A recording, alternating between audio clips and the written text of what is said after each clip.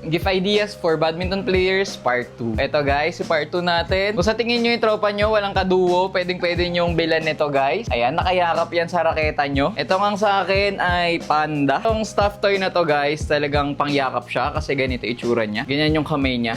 So, hindi lang naman to specifically for racket, pero dahil badminton players nga, dagdag angas yan kapag nilagay nyo dyan. Then ito kay wifey naman tong dog. Tingnan nyo anong mas cute sa dalawa. Ang maganda dito, malambot siya, and then madali rin labhan yan kapag nadumihan na. Kapag sinuot na yung bag, ganito itsura niya. Kapag nakaharap, ayan, kita ba? And then kapag nakatalikod naman, lalakad ka.